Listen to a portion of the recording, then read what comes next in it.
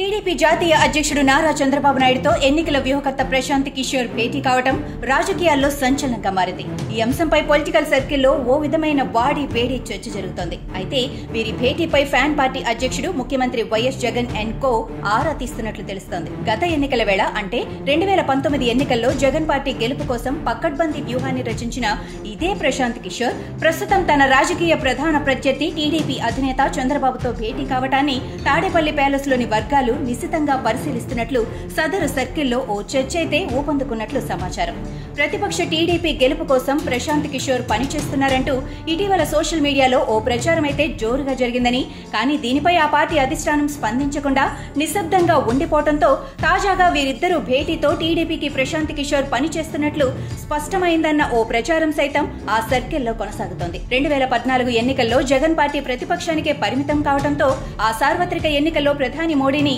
ప్రధాని పీఠం ఎక్కించేందుకు ఇదే ప్రశాంత్ కిషోర్ ఎన్నికల వ్యూహాన్ని రచించారు. దీంతో గుజరాత్ సీఎంగా ఉన్న నరేంద్ర మోడీకి ప్రమోషన్ వచ్చి ప్రధానమంత్రి కావటం జరిగిందని, ఆ తర్వాత ఆంధ్రప్రదేశ్ లో అధికారాన్ని అందుకోవటం కోసం ఫ్యాన్ పార్టీ అధినేత వైఎస్ జగన్ అండ్ కో ఇదే ప్రశాంత్ కిషోర్ తో ఒప్పందం చేసుకోవటం, అలా తెలుగు రాష్ట్ర రాజకీయాల్లోకి ఎన్నికల వ్యూహకర్తగా ఆయన అడుగుపెట్టారు. అయితే వైఎస్ జగన్ పాదయాత్ర చేపట్టిన పాదయాత్రలో భాగంగా అక్కా చెల్లెమ్మల తలలు నిమిరిన,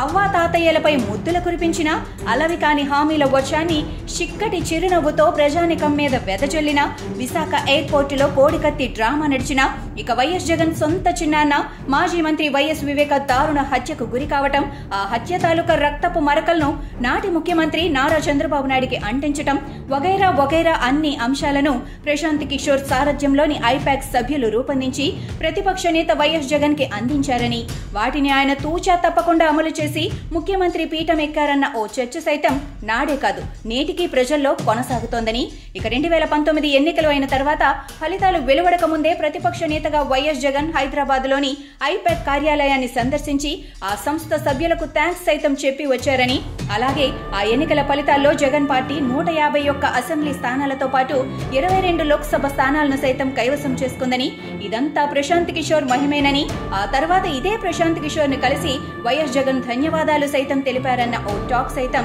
నాడు నడిచిందని సదరు సర్కిల్లో నేటికి వైరల్ అవుతోంది. ఇక సీఎం వైఎస్ జగన్ ముఖ్యమంత్రి పీఠం ఎక్కిన తర్వాత అడపా దడపా దేశ రాజధాని ఢిల్లీకి వెళ్లినప్పుడు ప్రశాంత్ కిషోర్ ను కలవటం, లేకుంటే ప్రశాంత్ కిషోర్ తాడేపల్లికి వచ్చి వైఎస్ జగన్ తో భేటీ కావటం ఎప్పుడన్నా జరిగేదని, ఇక వైఎస్ జగన్ సొంత సోదరి వైఎస్ షర్మిల సైతం తెలంగాణ వెళ్లిపోయి హైదరాబాద్ లో వైఎస్ఆర్ తెలంగాణ పార్టీని స్థాపించి ఆ పార్టీని గెలిపించే బాధ్యత తొలుత ప్రశాంత్ కిషోర్ తీసుకున్నారని, కానీ ఎన్నికల్లో గెలుపు కోసం నాటి సీఎం కేసీఆర్ కూడా ప్రశాంత్ కిషోర్ తో ఒప్పందం చేసుకోవడంతో వైఎస్ఆర్ తెలంగాణ పార్టీని మూసేసి ఆంధ్రప్రదేశ్ వెళ్లిపోవటం ఉత్తమం అంటూ వైఎస్ షర్మిలకు ఇదే ప్రశాంత్ కిషోర్ చెప్పగా, అందుకు వైఎస్ షర్మిల ససేమిరా అంటూ తెలంగాణలోనే ఉండిపోయిందన్న ఓ ప్రచారం సైతం నాడు కొనసాగిందని పొలిటికల్ సర్కిల్లో వైరల్ అవుతోంది. అయితే ఏపీలో రానున్న ఎన్నికల్లో వైఎస్ జగన్ పార్టీ ఎన్నికల్లో గెలుపు కోసం ప్రశాంత్ కిషోర్ శిష్యుడు రిష్రాజ్ సింగ్ బాధ్యతలు చేపట్టిన సంగతి తెలిసిందే. మరి గతంలో జగన్ పార్టీ అధికారం అందుకోవడం కోసం శక్తి వంచన లేకుండా ప్రశాంత్ కిషోర్ ఇప్పుడు ఇలా విజయవాడ వచ్చి